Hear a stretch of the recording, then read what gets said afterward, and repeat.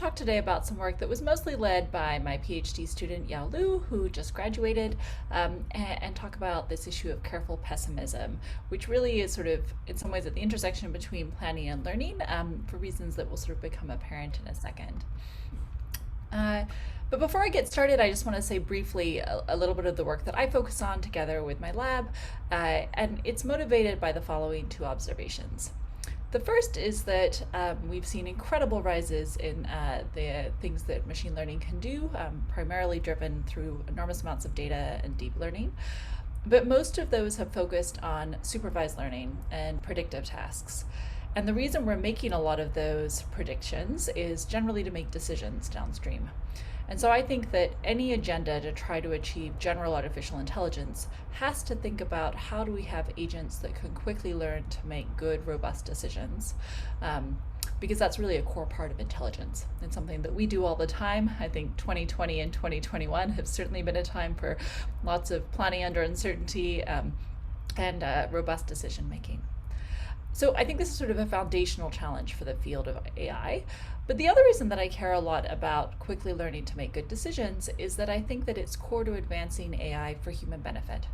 So in my and my lab's work, we think a lot about the technical challenges that arise when we think about things like personalized education or medicine or adaptive chatbots. And many other types of applications where we think of systems and AI systems that interact with people. And so in those cases, we want those systems to be efficient, helpful, and robust. So the work that we do in my lab really can be summarized in the following sentence, which is we think about learning from limited samples to robustly make good decisions. And even though that phrase is short, I think it captures an enormous number of exciting technical challenges. And in particular, it's allowed us to think about making progress on intelligent tutoring systems, as well as some different healthcare challenges. And here's a subset of the type of domains that we've thought about. But what I want to talk about today is to think about what we should do when we have historical data. So I think this is an interesting setting to consider for a number of reasons. One is that I think through the rise of electronic medical record systems and some different, at least, regulation practices that have happened in the United States, it means that we now have access to enormous amounts of data about decisions made and their outcomes for patients. But as I'm sure all of you are familiar, that's not just true in healthcare, but that's becoming increasingly true in many different types of domains. So of course, social media, Google, etc., all have sort of enormous amounts of information about decisions made, outcomes, whether it's showing YouTube videos and how long people watch them, ads selected, or a number of other types of interventions. So I felt like there was sort of a really big opportunity to think about leveraging this historical data and how can we see if there is natural variability within it that might allow us to make better decisions in the future. This is sort of a less big ask than like requiring systems to be able to do direct online reinforcement learning. So in particular, let's consider the following setting where we might have historical data about different types of interventions. So maybe for one group of patients, they received some pills and then they had a checkup and then they had some outcome and that average outcome was 92. And maybe there were some other patients that got 2 doses of medication and their outcome was 91.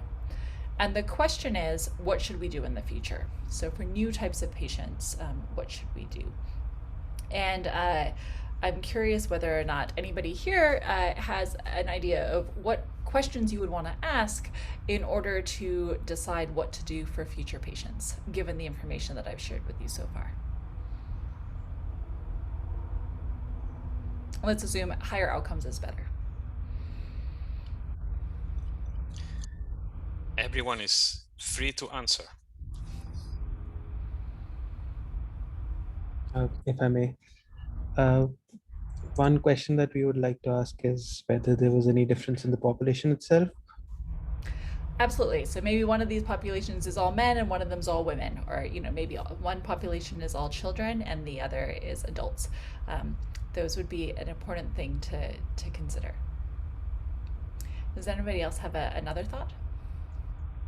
One could ask whether you would get the same outcome again for the same test. Yeah, that's a great question about like reliability of sort of these outcomes. Maybe these, and one question I get sometimes when I give this example in education is, is the outcome correlated with the interventions that are being prescribed? If this outcome is, I don't know, how far somebody drove, then maybe we would think that this is entirely uncorrelated. But more realistically, as per your thought, how stable is this? So both of those are great suggestions. Another thing that sometimes people suggest is, how many people are in each of these two groups? If there's only one person, maybe we can't make any reliable conclusions. If this is 100,000 people in each of these, maybe that's going to be something we can start to leverage a lot more. So in general, this is an instance of sort of counterfactual or what-if reasoning. The idea of saying that we have this historical data and we would like to figure out what are good things to do, what are more effective things we should do in the future. So if we have a series of whole trajectories of decisions made and their outcomes, which we can think of as reward signals, then what should we do for future individuals? And one of the key challenges here, which I think was being hinted at by one of the people that just suggested this, was, what is the difference in the populations? And one of the key challenges here is data is fundamentally censored. And what I mean by that is that we can only observe the outcomes from the decisions that were actually made. So just like right now, you don't know how much worse your life would be if you were watching Netflix instead of my talk. In this case, we cannot see what would have happened for the same individual or set of individuals if they had received a different sequence of interventions. And of course, that's what we would really love, because if we could sort of teleport back in time and then try out different things from the same initial starting state condition, then we could be more confident in the sort of conclusions we'd like to draw. So one big challenge is that the data is censored. And this comes up in lots of cases. This comes up even when we're just making a single decision. But I think in the case of sequential decision making, it is even more challenging because in this example, I'm only showing you two decisions, sort of two actions that are taken, so a horizon of two. And you can already see you're going to get combinatorics of different types of decisions, depending on what structure we're willing to assume. But in general, there's going to be sort of this sort of combinatorial space of different decisions we could be making in different states. And we would like ideally to be able to generalize so we don't have to do separate scientific experiments for each one of those. So when I think about this question of sort of how do we leverage this historical data and deal with these challenges of generalization and censoring, I mostly think of it through the framework of reinforcement learning, where I'm assuming that the underlying stochastic sequential decision-making process looks like the following, where we have some sort of policy that is mapping from states, which could be a complete sequence of all the decisions made so far and observations, to the next action. And then that action is taken, and then in response to that, we get a reward that again might be sparse. We might only observe that at the end of a trajectory and the next state. And then this process is repeated. And I imagine most people are familiar with this, but just in terms of notation, I use R to denote the reward, P for the dynamics, and V for the value function, which expresses what is the expected discounted sum of rewards we would get if we followed this particular policy in this particular decision process. And a key challenge in the reinforcement learning setting is that we assume we do not have access to the reward function directly, nor the dynamics. And so this only can be observed implicitly through the samples that we actually observe. Now in the counterfactual sort of what if batch offline reinforcement learning setting, we're going to assume that we can't actually change the decisions that are made over time, that instead all we have access to is a previous data set of past decisions made and their outcomes. So we have a data set of n trajectories where those were gathered from some behavior policy. So some policy was used to treat patients in the past, and then we want to figure out whether we can replicate or do better than those past decisions. Now, I think of this as sort of at the intersection in some ways of like causal reasoning and machine learning, and there's been quite a lot of recent excitement thinking of this sort of intersection of AI, causal inference, and machine learning, including from other communities like econometrics and biostatistics and epidemiology, are all other areas with their own rich sort of history of interest in these topics. But one thing that I want to highlight is that I think a lot of the historical literature, not all, but in quite a lot of it, focuses on one binary decision. So in particular, often it thinks about treatment effect estimation. So, how do we compare what would be the treatment effect of vaccine versus non? It's certainly a very topical one. And so we think of there being sort of an input state and then one of two decisions. One is often a control, and we would like to understand sort of what is the expected reward of doing one versus the other. Now, that's a very important question. There's still a lot of really important challenges to doing that, but when we think about this in the sequential decision-making case, we have another challenge. And I really like this figure from my colleagues at Harvard and MIT, David Sontag's group and Pranali Dashi-Velez's group, where they thought about this in the context of healthcare and had this nice illustration. So one of the big challenges when we think of doing this for reinforcement learning and sequential decision-making is covariate shift. With the idea being that in general, different decision policies are going to take different actions, and those different actions not only may have immediate different rewards, but they may have different state distributions you reach over time. So if we have, for example, some historical data, and then we want to use that to try to evaluate what might happen under particular decision policies, then it might be that only a fraction of the data actually matches the decisions we'd like to evaluate. So let's say we want to understand how good it would be for a particular treatment policy. So we could maybe, for example, look at all the individuals that happen to get mechanical ventilation, if that was the treatment policy that our policy would have prescribed.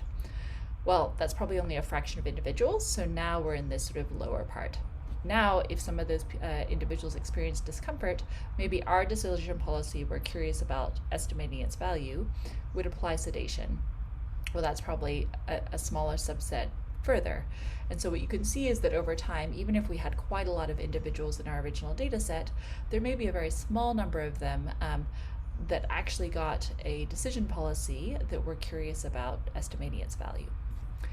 So that introduces an additional big challenge for this sort of offline batch learning process, because we may have a very small effective sample size for trying to estimate what are the impacts of these alternate decisions. So, and I'm just going to check, I see a couple of questions in the chat. Let me just see. Okay, well, I guess it's hard for me to monitor both, so feel free also to interrupt me with questions, or I will just ask at the end. Either is fine. So let me just say sort of what I think of one of the grand goals for this line of research, which is how do we sort of get generalization guarantees about the policies that we return? So what I mean by that is, let's say we have a whole bunch of historical data, say from electronic medical record systems, and what we would like to do is return a decision policy and have some confidence over how it will perform in the future. So for example, we might like to have some estimate of v hat pi, saying like, this is how well we think it's going to do in the future, averaged over all the starting states. Perhaps minus some confidence bound, because we have limited data and we're always going to be making sort of representational choices about the function itself. And so maybe similar to kind of like a structural risk minimization approach from supervised learning, maybe we have some bound that sort of scales with the complexity of the class, as well as n, the size of our data set. And we would really like to be able to do this so we could compare different types of models and different types of assumptions. You know, it might be in some cases we'd like to model this all with a deep neural network, and in other cases we want to use linear regression, and we'd like to be able to compare fairly across those in terms of what is the performance of the decision policy we extract under those different modeling assumptions. So I think that would be really exciting. That would be a really sort of great type of result for us to have, and my lab and a number of others have been thinking about how do we do this, and I think there's some progress there under different types of assumptions, but there's still a lot to be done. Now, also more practically, again, I care a lot about educational technology and healthcare, et cetera, and I would also like practical tools. So I think structural risk minimization is really beautiful, but we also have great tools for how to empirically test things out. We often do train test splits, or we do cross-validation or k-fold. And we don't really have that for offline reinforcement learning. And the reason is that it's hard for us to, unlike in supervised machine learning, where we consume the data is drawn from a IID distribution, or at least most of the work focuses on that case. Here we know by definition that the data is being drawn from a different distribution than we expect to encounter under our new decision policy. And so it's much harder to have something like cross-validation, though again, I think there's been some great progress. I think we've done, there's some exciting ideas from our lab and then a number of wonderful ideas from others of how do we have practical tools so that we could actually figure out what decision policies we think will work well in the future. So I just wanted to highlight that I think this is something we've been thinking about for roughly around 7 years. It started with some wonderful collaborations with my colleagues up at University of Washington, Zoran Popovic, Travis Mandel, and Marianne Liu, and where we're thinking about this in the context of an educational data set. But since then, particularly in the last 4 to 5 years, there's been a lot of excitement on offline and batch reinforcement learning. And I find it helpful to sort of organize where this literature into thinking about sort of a couple main axes. So, or was there a question? I don't think so. Okay. Well, in the chat, but we can address them later. Okay, so there's tasks, assumptions, and evaluation criteria. So in terms of tasks, one is off-policy evaluation, which says how well will a particular decision policy do in the future. So maybe a particular physician or clinician has a particular way they think this would work. And another is this sort of off-policy learning, where we want to evaluate, to actually extract a new decision policy to be used in the future. And there's a number of different assumptions that we can make, as well as different types of criteria in terms of the strength of the theoretical results, as well as the practicality. I just want to highlight here that there's several common assumptions that are really important for the type of results that we can hope to get. One is whether we're willing to assume that the features that we have access to make the system a process.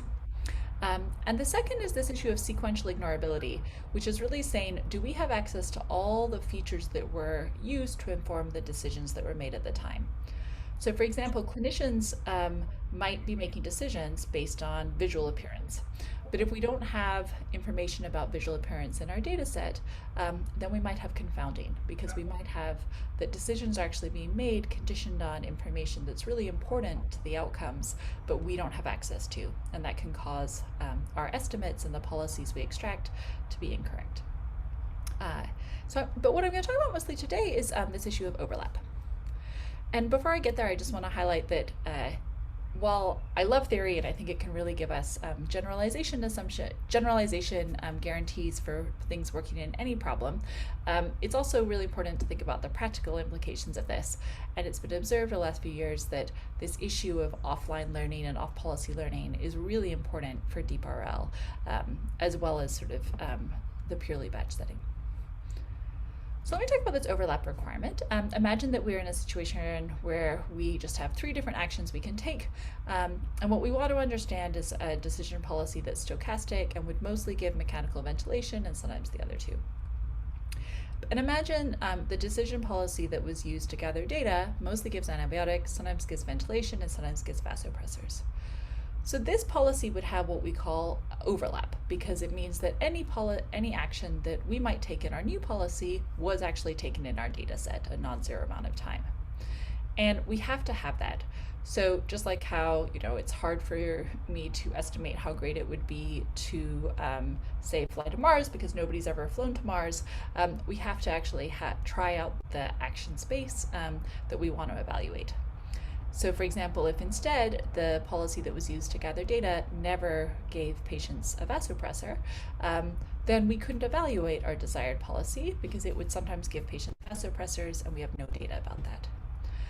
Now that sounds sort of obvious, like we can't estimate things that we never tried, but in practice, in real data sets, this often can be subtle, because physicians generally don't write down sort of their policy explicitly and say, with 60% probability I give Tylenol and 40% probability I give aspirin. That's not normally information we have access to directly. So understanding overlap can often be challenging. So what I'll talk about briefly, mostly today, I wanted to sort of highlight kind of this area of research, this offline batch reinforcement learning question, because I think it's a really exciting one where there's been a lot of progress made over the last few years, but there's still a lot of really exciting open questions. But I want to talk a little bit about a particular paper that we did that was at NeurIPS a few months ago, where we tried to tackle this off-policy question. And in particular, what we wanted to say is, okay, you know, in some of these cases, maybe we don't have overlap for some policies. So in this case, we shouldn't be able to evaluate the gray policy because it would give vasopressors and we have no data about that. So let's instead try to only consider policies that do have overlap or support. So in this case, if the black policy was used to gather data, the type of policies we could evaluate are ones that give variable mixes of antibiotics and mechanical ventilation. So you can think of sort of the data as implicitly having a set of policies, defining a set of policies that you have enough data to evaluate. And so, and we wanted this to be computationally tractable. We want to be able to do this in real data sets. And we had sort of a simple idea, which was let's kind of just be pessimistic for areas of the state action space where we don't have a lot of data. And I'll just highlight here that when we were starting to think about this issue of sort of off-policy optimization and some of the problems with overfitting, with this sort of data shift issue, was being recognized as a common challenge with a number of different approaches sort of before this, but a number of those were still struggling. And so to capture this, we designed sort of a few different chain examples. I always like small examples because I feel like they can be really clarifying in terms of the underlying issues, where we have stochastic transitions and stochastic rewards, and use this to illustrate why some other approaches can struggle. So in particular, what can happen in some of these cases is that some of them only focus on kind of making sure that the decisions made are similar to the decisions made in the past. But the problem with that is it ignores the fact that these decisions result in different state distributions. And so it might mean that even if you got to that state and you would make similar decisions, in fact, you have very, very little data in some of those states. And so you shouldn't trust some of the estimates that come out. And one of the concerning things about some of these is that you see this kind of nonlinear phenomenon where some policies and some algorithms will actually do better with very small amounts of data. And then as you get more data and you might experience some of these rare transitions, these algorithms actually do worse and can overfit. And then later, sort of asymptotically, as you get tons of data, most things do well. And so this should be quite concerning because we would like methods that sort of either roughly monotonically improve over time, or at least don't get sort of misled in kind of intermediate amounts of data. And then there's been some other approaches, true, that try to take sort of different forms of conservatism. But again, if we have limited data and finite, then we might have misestimates even of the policy that was used to gather data. So just as we know on the online setting, if we don't have a lot of data, we may not have enough data to reliably estimate the policy. That can happen in this case too. So our idea was to say, if we don't have a lot of data, we're going to use a pessimistic value. And this is, in some ways, the analogy of using optimism for exploration in the reinforcement learning space, for those of you that are familiar with that line of work. So the idea in this case is we use sort of like an indicator function, which just says for mu SA, where mu is going to be sort of what would be the state action visitation counts in your original data set. Let's see if that's sort of above a certain threshold. So we have kind of a sufficient amount of coverage. And we can actually define that threshold to also think about statistical uncertainty due to finite samples. And then we just put that in our Bellman operator when we're doing model-free planning. So what this is doing essentially is that it means that we think the future reward is going to be 0 if it would result in us transitioning to state action spaces where we don't have a lot of data. So it's providing like a pessimism bias for parts of the world where we have high uncertainty because of limited amount of samples. And so what that means is that when we're doing planning, we'll propagate that sort of pessimism bias. Again, here we're assuming that the reward is bounded below by 0, so 0 is a lower bound. And so that will result in our value function being lower bounded because of this pessimism. And so it should ideally make it so that our policy is going to actually focus on parts of the state space which is within this nice coverage or support. So I just want to highlight that sort of from the theoretical side, a lot of the previous work had sort of made an assumption that essentially you have coverage everywhere, that the data that you've gathered is enough so that you could sort of reliably evaluate any policy that you might want to. And that's a very strong assumption. That's sort of assuming extremely good exploration in your historical data. But in the types of data that I look at, like from healthcare or education, normally the current policy that is running is something that is trying to be really good. You know, doctors are trying to do their great work, teachers are trying to do well, or our educational software is. And so we don't expect that all actions will be tried in all states. It's not normally a random policy. So in contrast, our approach says, we're only going to sort of be able to evaluate policies within the support, and we're going to try to kind of find this best policy within that class. And so we can show some formal bounds under a number of different assumptions. I'm happy to go through these later. And the key thing here is that we can get sort of a bound on the performance of the resulting policy. So in particular, we show that we can extract the optimal policy kind of within the supported set up to some additional error, which depends on the amount of data that you have, that's n, the size of the function classes that you're using. We have a function class to represent the value function and a function class to represent the policy class, as well as this B, which is sort of essentially this pessimism. So depending on how pessimistic we're being or not, that also appears in the bound.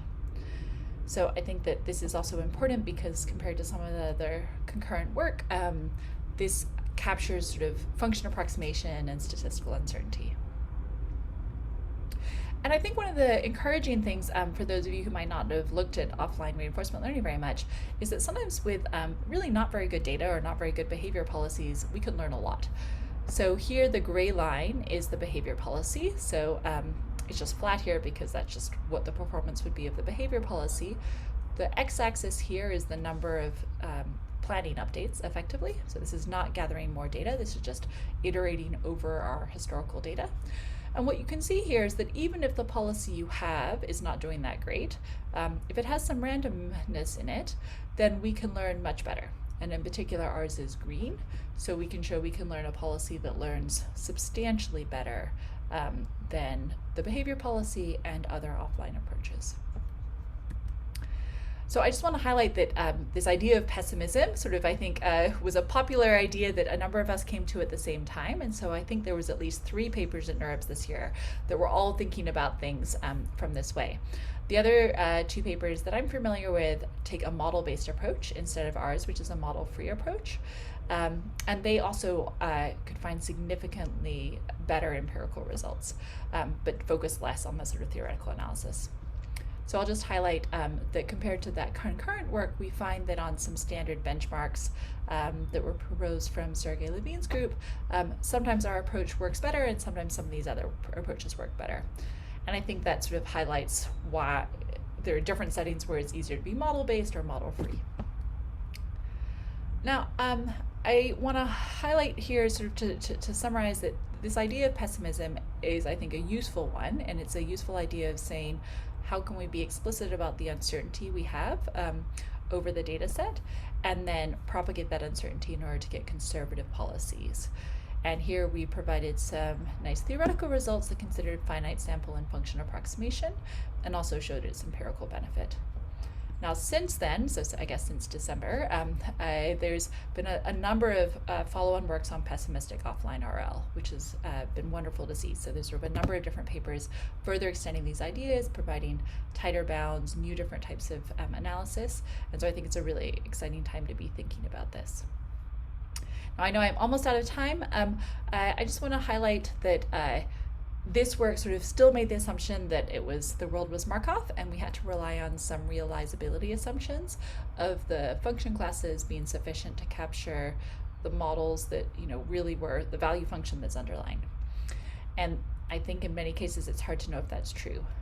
So for example, this is some trajectories from a healthcare setting, and it's hard to know if the features we have access to mean that the system is Markov in those available features.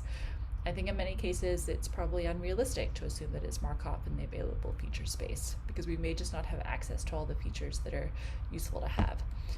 And so some concurrent work between Yao and I was looking at how do we do this offline policy learning in this non-Markov setting and still end up with sort of conservative, robust policies for future use. I just want to highlight before I close that I've spent a lot of time today thinking about talking about this left-hand side where we have a data set and we want to learn a policy. In my lab and in many other labs, there's also a huge amount of work on this other right-hand side where we actually just do online reinforcement learning and we're continuously changing the policy that we use to gather data. And one thing that I've been starting to get really excited about is to think about this as really being a continuum, because I think there's a lot of settings now where maybe it's going to be logistically infeasible to have sort of a closed loop system with RL. You know, not everywhere has like RL PhDs or a really big data science team or a lot of engineers, but some amount of experimentation might be feasible. And in particular, a lot of organizations are used to A/B test or standard scientific experiments. And I think there's a lot of really interesting questions there of if we don't want to just decide, you know, is A or B better, but we want to figure out a personalized policy. So some people get A and some people get B. How should we design our experiments to try to quickly learn those personalized policies? So sort of this design of experiments, sample complexity approach. And so we have some new work thinking about that, but I think it's a really exciting space to sort of think between this offline and online RL setting and the numerous places where we might be able to sort of benefit from personalized adaptive decision making. So just to summarize, I think that careful quantification of uncertainty in both Markov and non-Markovian spaces can lead to improved offline. And though I haven't talked about it today, it also can often be very helpful in online learning algorithms. But I still think there's a huge amount to be done of how to do this in more general settings and also translating these to more applications. If anybody is interested in postdoc opportunities, feel free to reach out to me. We're thinking about these types of spaces and some others. Thanks.